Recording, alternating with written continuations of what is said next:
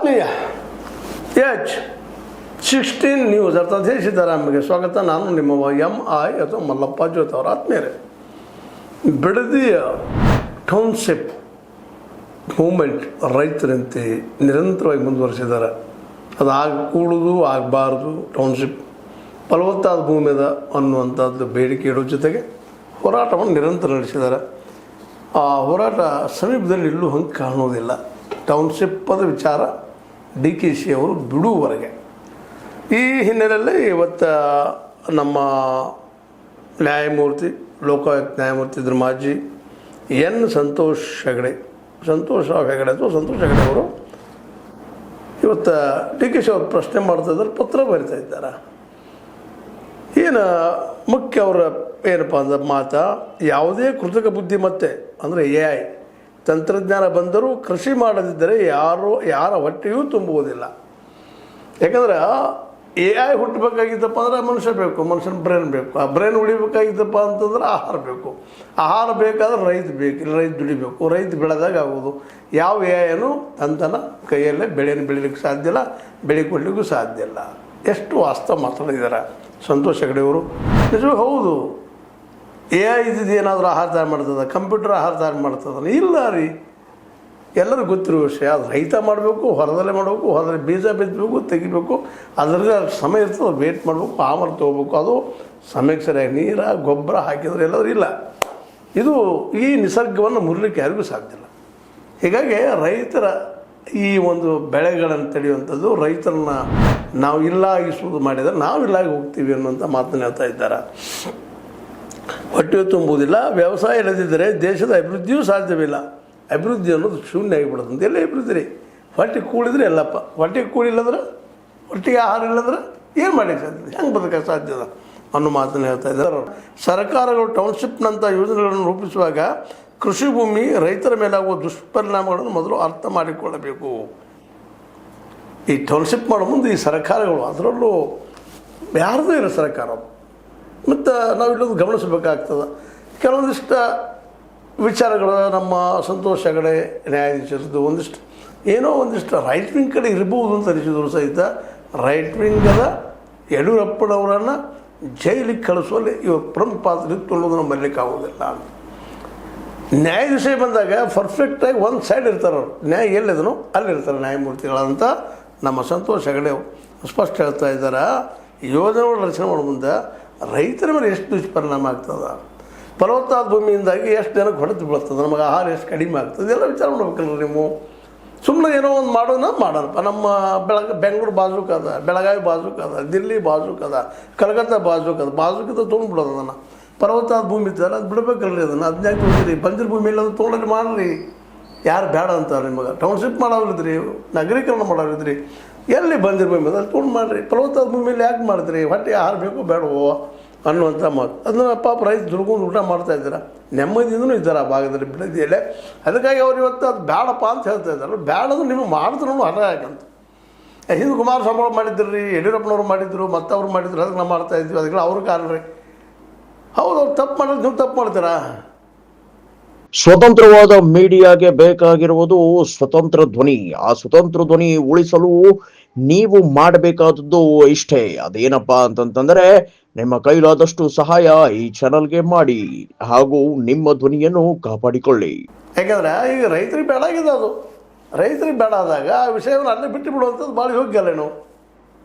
ಅದನ್ನು ಎತ್ತಿ ಕಟ್ಟೋದ್ರಲ್ಲಿ ಎತ್ತಿ ಹೇಳೋದ್ರಲ್ಲಿ ಏನು ಅರ್ಥದ ಅನ್ನುವಂಥ ಮಾತನ್ನು ಇವತ್ತು ಸ್ಪಷ್ಟವಾಗಿ ನಮ್ಮ ಸಂತೋಷ್ ಹೆಗಡೆ ಅವರು ಕೇಳ್ತಾ ಇದ್ದಾರೆ. ಯಾಕಂದ್ರೆ ಈ ಸಂದರ್ಭದಲ್ಲಿ ಅವ್ರು ಏನು ಮಾಡಿದ್ದಾರೆ, ಬರೀ ಕೇಳೋದಷ್ಟಲ್ಲ, ಪತ್ರನೂ ಬರೆದಿದ್ದಾರೆ. ಪತ್ರ ಬರೆದ ಅಭಿವೃದ್ಧಿ ಹೆಸರಿನಲ್ಲಿ ಫಲವತ್ತಾದ ಕೃಷಿ ಭೂಮಿಯನ್ನು ಬಲವಂತವಾಗಿ ಮಾಡಿಕೊಳ್ಳಬೇಡಿ, ರೈತರ ಹಕ್ಕುಗಳಿಗೆ ಧಕ್ಕೆ ತರಬೇಡಿ. ಕೃಷಿ ಭೂಮಿ ಅನೇಕ ಕುಟುಂಬಗಳ ಜೀವನೋಪಾಯದ ಮೂಲವಾಗಿದೆ.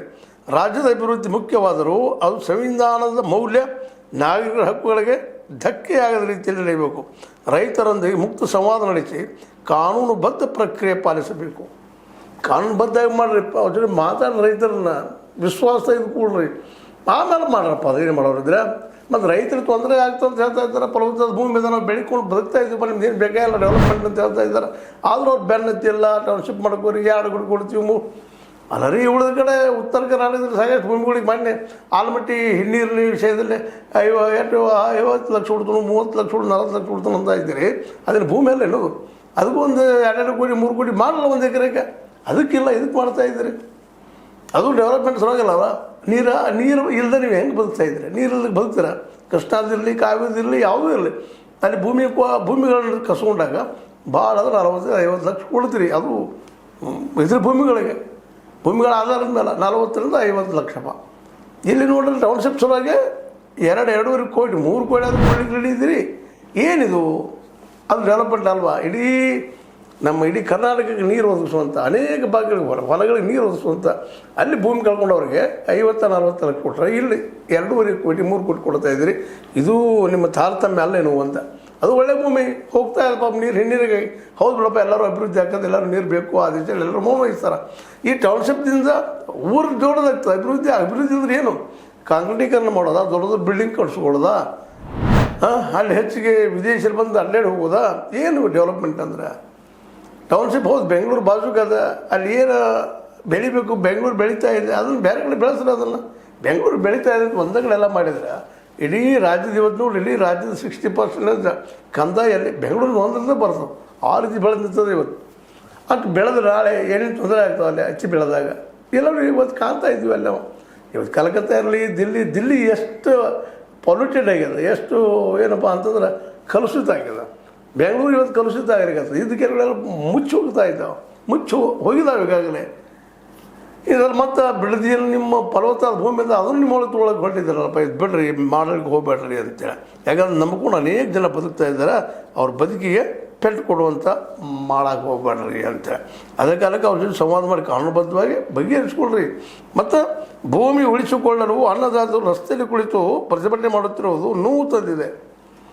ರೈತರು ತಮ್ಮ ಭೂಮಿ ತಾವು ಉಳಿಸ್ಕೊಳ್ಳಾಗ ಬೀದಿಗಳು ಕೂತು ಹೋರಾಟ ಮಾಡೋ ಪ್ರಸಂಗ ಬಂದದ. ಇದು ಭಾಳ ನೋವಿನ ಕೆಲಸಪ್ಪ, ಇದು ಬರಬಾರ್ದು ಅಂತ ಯಾರೂ ಮಾಡಲಿ, ಅದನ್ನು ತಪ್ಪು ಅನ್ನೋದು.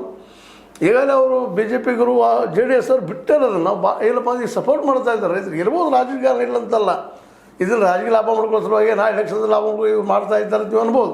ಬಟ್ ಇವತ್ತೆಲ್ಲ ಒತ್ತಾಯ ಮೇಲೆ ಮಾಡಿ ನೀವು ಇದಂದ್ರೆ ಏನು ಟೌನ್ಶಿಪ್ ಮಾಡಲಿಕ್ಕೆ ಹೊರಟಿರಪ್ಪ ಅಂದ್ರೆ ನಿಮಗೂ ಬೆಲೆ ಬಿಡ್ತದೆ. ಅದು ರಾಜಕೀಯವಾಗಿ ಅವರು ನೀವು ಮಾಡಲಿ ಅಂತ ಪ್ರಚೋದನೆ ಮಾಡ್ತಾ ಇದ್ದಾರೆ. ಮಾಡಿದರೆ ನಿಮ್ಗೆ ಏನೋ ಒಂದಿಷ್ಟು ಲಾಭ ಆಗ್ಬೋದು, ಪಾರ್ಟಿ ಫಂಡ್ ಬರ್ಬೋದು, ಮಹಾನ್ ಊರು ಡೆವಲಪ್ ಮಾಡ್ತಾರೆ ಅನ್ನುವಂಥ ಲ್ಯಾಂಡ್ ಡೀಲರ್ಗಳು ಬರ್ಬೋದು. ಅಲ್ಲೇ ಏನೆಲ್ಲ ಆಗೋದಿಲ್ಲ ಅಂತಲ್ಲ, ದುಡ್ಡು ಹುಡ್ತದಿಲ್ಲ ಅಂತಲ್ಲ. ಆದರೆ ದುಡ್ಡು ಅಂದರೆ ಏನು? ದುಡ್ಡನ್ನು ಊಟ ಮಾಡ್ಲಿಕ್ಕೆ ಬರ್ತದನ, ತಿನ್ಲಿಕ್ಕೆ ಬರ್ತದನ, ಹೊಟ್ಟೆ ತುಂಬಿಸೋಕೆ ಬರ್ತದನ. ಹೌದು, ದುಡ್ಡು ಬೇಕು, ಒಪ್ಪು ನಾವು ಮಾತಾನ. ಆರಿಲ್ಲಂದ್ರೆ ಬದುಕುದು ಹೆಂಗೆ? ಅದಕ್ಕಾಗಿ ಈ ಪ್ರತಿಭಟನೆಯಲ್ಲಿ ಭಾಗವಹಿಸಿ ಬಿಡದಿ ಜನರ ಅಲ್ಲಿ ರೈತರ ಜೊತೆ ಭಾಗವಹಿಸಿ ಸಂತೋಷ್ ಹೆಗಡೆ ಅವರು ಸ್ಪಷ್ಟವಾಗಿ ಪತ್ರ ಬರೆದು ತಿಳಿಸ್ತಾ ಇದ್ದಾರೆ. DK ಶಿವಕುಮಾರ್ ಅವರೇ, ದಯವಿಟ್ಟು ಇದ್ರ ಹಿಂದೆ ತಕ್ಕೊಳ್ರಿ, ರೈತರ ಜೋಡಿ ಮಾತಾಡ್ರಿ, ಡಿಸ್ಕಷನ್ ಮಾಡಿ ಹಿಂದೆ ತಕ್ಕೊಳ್ರಿ. ಹಂಗೆ ಅಲ್ಲ, ನಾ ಹೇಳ್ತಾನೆ ತಕ್ಕೊಳ್ಳೋದು ಬೇಕಾಗಿಲ್ಲ. ಬಂದು ವಾಸ್ತವವಾಗಿ ನೋಡ್ರಿ ಏನದ ಅಂತೇಳಿ ಸರ್ವೆ ಮಾಡಿಸ್ರಿ. ಹೌದು ಪೈ ಹೇಳೋದು ಸರಿ ಅದ ಅಂತೇಳಿ. ಸರಿ ಇಲ್ಲಾಂದ್ರೆ ಕನ್ವಿನ್ಸ್ ಮಾಡಿರಿ, ಏನಾದರೂ ಮಾಡಲ್ಲ. ಸುಮ್ಮನೆ ಕೂತ್ಕೊಂಡು ಹಿಂದೆ ಮಾಡಿದಾರ ಇನ್ನೊಬ್ರನ್ನ ಹಾಕಿದಾರೆ, ಅವ್ರು ನಿಮ್ಮ ಮೇಲೆ ಹಾಕ್ತಾರೆ. ಇದು ಏನಾಗೋದು? ಲಾಭ ಏನಾಗೋದು? ಕುಮಾರಸ್ವಾಮಿಗಳಂತ ಇವತ್ತು ಅವ್ರು ಬಿಟ್ಬಿಟ್ಟಿದ್ದಾರೆ.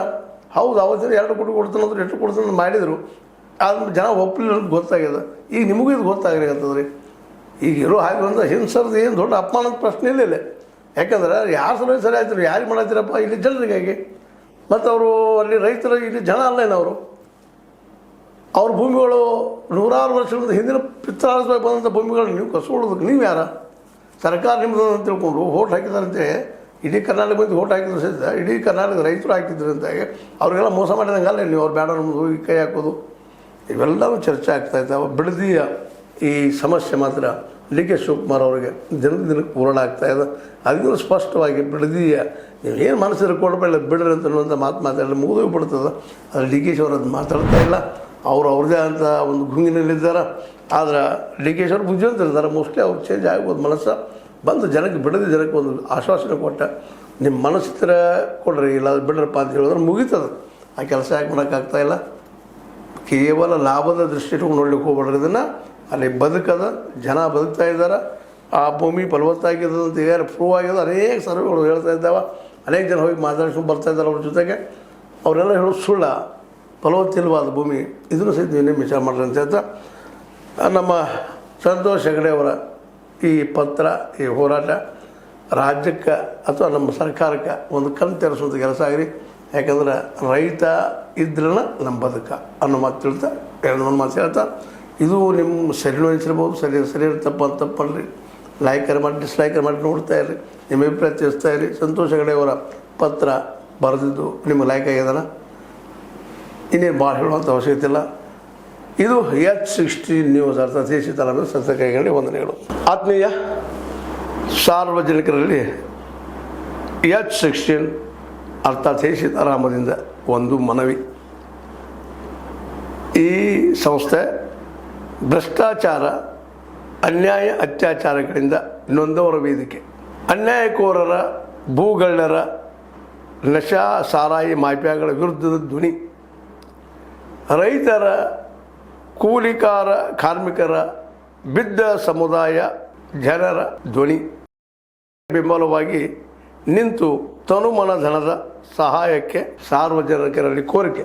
ದಾನದ ಸಹಾಯ ನೀಡಿ ಸ್ವಾತಂತ್ರ್ಯ ಪತ್ರಿಕೋದ್ಯಮ ಉಳಿಸಿ ಬೆಳೆಸಿ. ವಂದನೆಗಳು. ತಮ್ಮನ್ನೇ ನಂಬಿರುವ ಮಲ್ಲಪ್ಪ ಇ ಜೋತಾವರ್. ಈ ಕೆಳಗಿನ QR ಸ್ಕ್ಯಾನ್ ಮಾಡಿ ಅಥವಾ ಈ ನಂಬರ್ ಅಂದರೆ 7411402405ಗೆ ಇಲ್ಲ 9686864852ಗೆ ನೀವು ಫೋನ್ಪೇ ಮಾಡಿ, ಪೇಟಿಎಮ್ ಮಾಡಿ ಅಥವಾ ಇನ್ನಾವುದೇ ಮಾಧ್ಯಮದಿಂದ ಗೂಗಲ್ ಮೂಲಕ ಸಹಾಯ ಮಾಡಿ ಈ ಪ್ರಾಮಾಣಿಕ ಪತ್ರಿಕೋದ್ಯಮವನ್ನು ಉಳಿಸಿ ಅಂತ ಮತ್ತೊಮ್ಮೆ ವಂದನೆಗಳು.